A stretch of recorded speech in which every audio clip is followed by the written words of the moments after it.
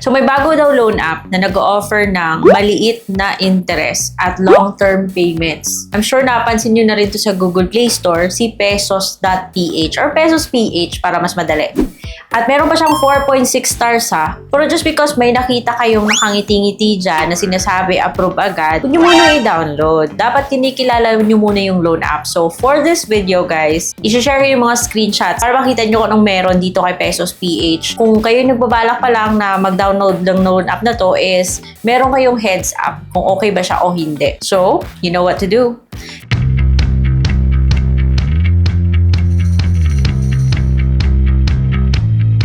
Hello everybody! Welcome back to my channel. It's Ate Red here and ako yung nagsisilip ng loan apps para kayo ay doble ingat. My videos are not sponsored. It's based on my personal experience. Sabi ko nga, sinusubukan ko yung loan apps para sa inyo. Kaya kung hindi pa kayo subscribe sa channel, subscribe na kayo dito.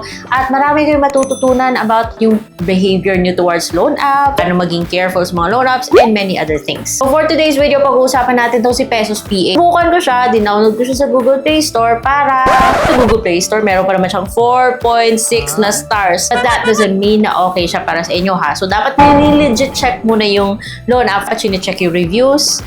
Pumupunta kayo ng SEC, yung sa list of recorded online lending platforms. I-check nyo kung ano dun siya. And yung pinakamadali is, panoorin nyo na muna yung video, watch till the end.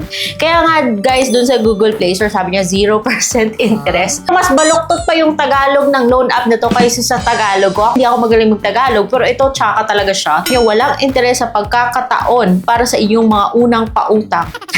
Mas malabo pa to kaysa Tagalog ko eh. Pagkakaiba-iba. Iba't ibang produkto, pinansyal ang mapagpipilian. Namabaluktot ang halaga ay pautang ay nag-iiba-iba ayon sa personal na kredito. This is transliteration. Ewan kung sinong developer nito. Kakaibigan. Hindi ko na alam kung ano yung sasabihin ko dito. Basta, din-download ko siya at sinubukan para sa inyo. Nung na-download ko siya, yung lumabas ka agad is yung ipapa-agree ka niya sa kanyang privacy policy and terms of service. So, dapat ginabasa yung mga ganon bago mag-agree. Una, panoorin nyo na lang yung video ko, watch till the end. Yung i-collect niya daw is yung location ng borrower, device information ng borrower. So, ayun. And then, i-click mo yung confirm. Ingat kayo sa mga pinagbibigyan nyo ng personal information nyo dyan, ha? So, pag-click nyo ng confirm, ayun, may tips pa. Magko-collect daw siya ng ganito. So, i-confirm nyo yan para makapagpatuloy. Saka siya hihingi ng phone number nyo at i-click mo yung send para i-send nyo yung OTP. Lalagay mo yung OTP, saka yun, magla-login ka. So, lalabas tong 40,000 pesos daw yung first niyang, yung maximum loanable offer. But like I always say, ano nga?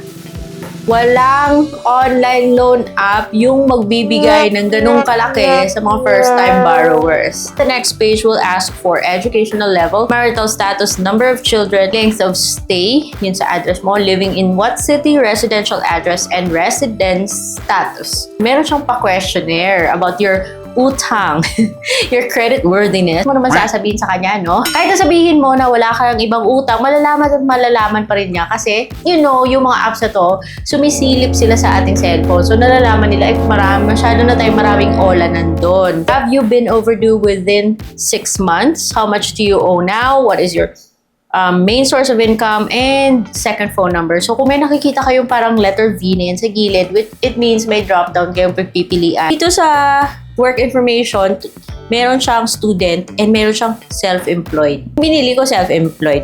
Ayan. Yung income bracket mo, upload proof of employment, optional lang yan. Hingi siya ng contact reference. Yung 3 tao lang yung pipiliin mo, but ewan ko. Basta be careful na lang kayo mga guys. Then, hihingi siya ng email at yung pinakaayaw natin sa lahat, hihingi siya ng Facebook. Ano ba yan? Para ano pa? Yung matitinong loan apps na humihingi ng Facebook, ba't ito maghihingi ng Facebook? So, yung mga IDs na tinatanggap niya is UMID, SSS, TIN, passport, voter's ID, national ID, PRC, postal ID, driving license, and PhilHealth. Kung wala ka ni isa sa mga doon, babay na. Joke lang. Hingin niya yung ID number mo pagkatapos mong pumili ng ID. Pipicturean mo yung ID mo. Pwede mo rin siyang kunin from your album. And kasi may option kang select album. And then magsi-selfie ka. So pag selfie mo, blink, turn right, turn left, 30 degrees yung gano'n and turn left. Siyempre, sa pagkuha ng picture, hingi po siya ng permission na mag-take at record video with the camera of your phone. Katapos mong ibigay yung yung ID mo, siya na pala yung magka-capture ng mga details mo, like your first, your middle name, and your last name. Yung gagawin mo na lang is to make sure na tama ba yung na-capture niya. Hingi pa siya ng purpose ng loan. Boom! Pero isa sa mga options dito, married daw. Hingi na siya ng withdrawal method, pwedeng e-wallet, pwedeng bank. Pero never give them your bank account. And if you wanna know why, meron akong ginawang video. I'll put the link in the description box below. Kinuwento ko yung experience ko with one loan app. So if you're interested, you can go to that link. Moving on, so ayun, lumabas yung offer niya. Buti naman hindi siya auto-submit. Pinapakita niya naman pala yung offer niya. Pero dito sa part na to, dapat pag-iisipan mo kung iti-take mo o hindi. Kasi grabe, it's a trap. So yung offer niya sa akin is 2,929. Bakit hindi na lang ginawang 3,000? Total magbabawas naman siya. So, yung offer sa akin is 2,929 pero hindi mo yan matatanggap ng buo. Yung matatanggap mo lang is 1,610. Ayun.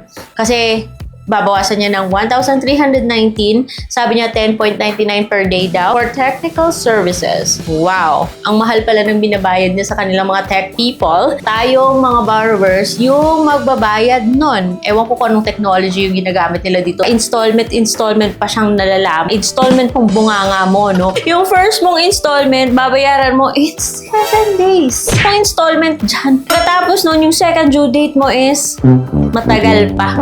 Pero 29 pesos na lang yung babayaran mo. Sa first mong payment, bayad ka na. Sobra-sobra pa sa matatanggap mo. So, kalokohan to.